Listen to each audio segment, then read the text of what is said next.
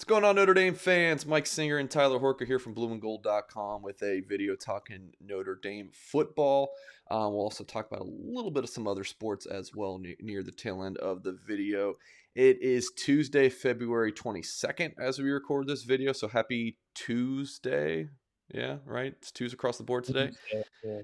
Um, yeah, it's a slower time in the world of Notre Dame football right now. Of course, recruiting is always busy. Even that's a little bit of a slower time right now. It's going to pick up in March throughout the rest of the summer, but it's not a busy time from that aspect. But at blueandgold.com, tons of coverage, so make sure to head to the site for all of the good scoop there. Okay, so the media, you guys got to meet with all of the assistant coaches. Side note, I mean, covering Brian Kelly, I mean, you don't get the assistants, but about once per year.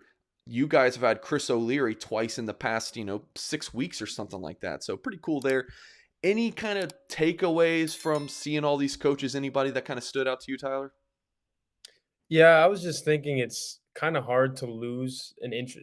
These all felt like introductory press conferences, right? Because so many of these guys are new. You mentioned Chris O'Leary, Mike Mickens, Tommy Rees. Those are some of the only guys that have been around since last season, including Marcus Freeman, obviously. So to me, this was kind of like a first impression day. And it's kind of hard to lose an introductory press conference, but it's also just as hard to really stand out because so many of these things are the same. But I think Brian Mason was really impressive and just the way he spoke. You don't see a lot of special teams coordinators speak with as much confidence as Brian Mason spoke with. Obviously, Al Golden brings almost 3 decades worth of coaching experience at all three levels to the Notre Dame defensive coordinator position. He was really impressive in the way he spoke. I kind of figured that was going to be the case, but we've talked to Tommy Rees a few times, so Tommy Rees was Tommy Rees. But one of the things that really stuck out to me, and if you missed this feature that I wrote on Chancey Stuckey, and Mike, you wrote about Chancey Stuckey this week too. So we're writing a lot about Chancey Stuckey. That says how impressive he was. But I hung around him for 30 minutes in a little breakout type session, and people were coming and going. But I never left because I wanted to write about all of these things that I wrote about in that article. Again, go check it out. But he struck me as like a mini Marcus Freeman. I know he's older than Marcus Freeman, but and he's on the other side of the ball. But this is a guy that's only been in coaching for 3 years, and he spoke like he's been in coaching for maybe like Al Golden for like 30 years, like all of his life. It was crazy the way he spoke about it. And I say he's a mini Marcus Freeman because he said basically the number one reason he coaches is to impact people's lives, and he wants to change the lives of these Notre Dame players. And it went back to Marcus Freeman's intro presser to me in December when he said, "What's my why? My why is I had to stop playing football at an age when I didn't want to stop playing football because Marcus Freeman's heart condition. I got into coaching because I wanted to stay in it and I wanted to keep impacting lives." So it seems like the cohesion, the chemistry is already there for a bunch of guys who literally have not been together but for a couple weeks. Really interesting stuff. Couple things. Stuckey is a rock star. I really am high on him. You mentioned the article I wrote on him, the gold standard. I saw 3 of his big targets last week on the road in Florida and Texas. So make sure to check that out. Dollar for 1 year of premium access. You can read my story. We'll leave in the links to this description on YouTube. You can read my story, the gold standard, and Tyler's story, where you got to interview Dabo Sweeney. Real quick, is that pretty cool? Yeah, that was awesome. That's one of the things that will stick with you because in my lifetime, he's one of the best coaches. It's Nick Saban, it's Dabo Swinney in the last 10 years, especially. So that was really cool. Yeah, definitely. So leave that in the description. You can check both those articles out again. Dollar for 1 year premium access. Other thing, Al Golden wasn't some big sexy DC hire like getting Marcus Freeman was last year. But the more I think about it, 2 things are sticking out to me. One, this is a really young staff with a ton of inexperience. So having someone who's been around the game as long as he has, a former head coach, I think that is invaluable. And I don't think Golden, I don't see him going unless he gets some other head coach job that he can't pass up.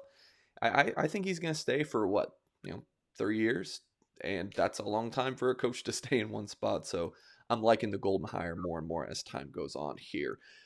I'm going to put you on the spot, Tyler, because I didn't put this in our notes to talk about for this video, but Wednesday morning, we're going to write an article at Blue and Gold called our Cover 3, which is where three of our staff members discussed a certain topic, and I think this week's topic was the coach with the most to prove, or kind of most on his plate.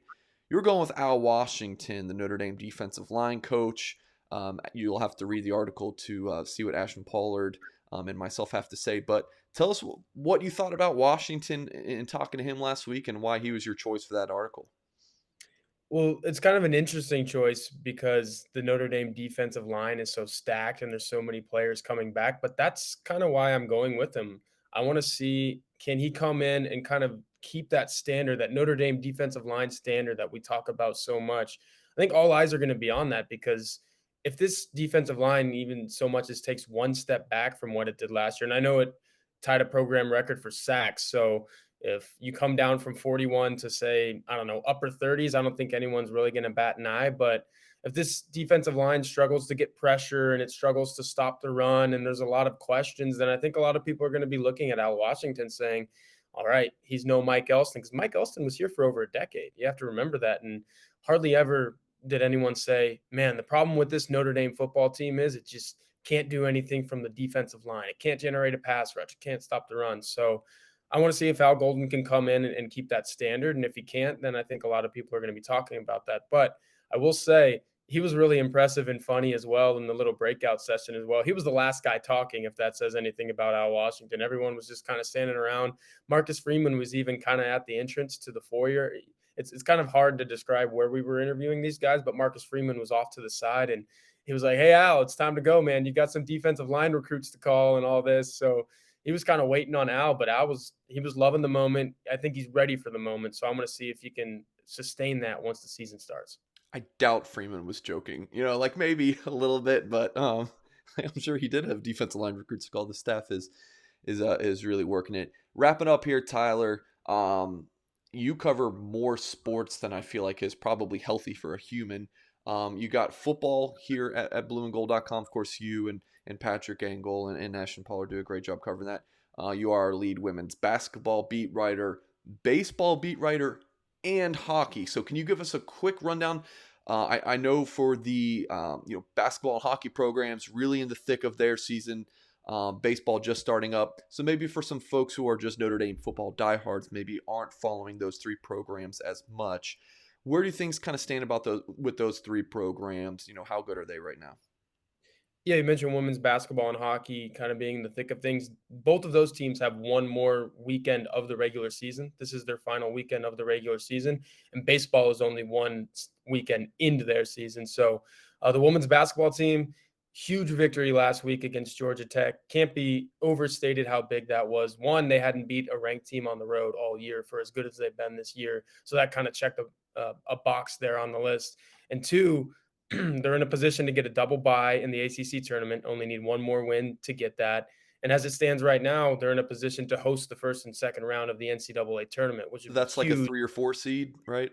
Yep, that they're on the 4 seed line, and you have to be a 4 seed or better. So that's right where they are. Need to get a couple more big wins, and they'll solidify that. Why that's so big, Notre Dame has not lost at Purcell Pavilion all year. They're 12-0 inside that building. So if you host the first and second round of the NCAA tournament, might be a really good chance that Notre Dame advances to the Sweet 16. As far as hockey goes, hosting Michigan, the number one team in the country this week, I expect Compton Family Ice Arena to be packed. Notre Dame fans don't really like Michigan fans. Michigan fans don't really like Notre Dame, vice versa for players, programs, coaches, everything with those two sides. So going to be really interesting. I think Notre Dame can hang with Michigan. They've already beat Michigan twice up in Ann Arbor, but it's a weird series in which I think the road team has won 10 games in a row. So it's going to be interesting to see if Notre Dame can snap that streak. Really need to kind of get some postseason momentum going into the Big Ten tournament and then the NCAA tournament. As far as baseball goes, I think Link Jarrett would have obviously liked to come out of Florida last weekend with 3 victories, considering this team is ranked in the top 10 in so many polls, ranked number 2 in the Baseball America poll, which is huge. I mean, they're top 5 in a lot of polls. Number 2, I'd have to go back and research. I don't know the last time Notre Dame was ever ranked number 2 in baseball. So really interesting. They went 2-1 last weekend. Disappointing loss at Delaware, or against Delaware. I think the biggest takeaway though was the number one and number 2 arms, Aiden Tyrell, John Michael Bertrand, brother of JD Bertrand on the football team. They were awesome. They didn't allow any earned runs in their starts. So Notre Dame is going to be able to win 2 out of 3 pretty much every weekend, and that'll get you to Omaha. If you're a team that has as many expectations as Notre Dame does this year, you win 2 out of 3 all year long, mix in some sweeps, you're looking at a College World Series team, perhaps. Kind of interesting. Notre Dame actually moved up from 4-2 despite a loss against Delaware in that Baseball America poll. But hey, Notre Dame fans will take it. So appreciate you guys for sticking around watching to the end of this video. Hit the thumbs up on this video would be very appreciative on our end, and subscribe, head to the site, all that good stuff. And we will catch you guys next time.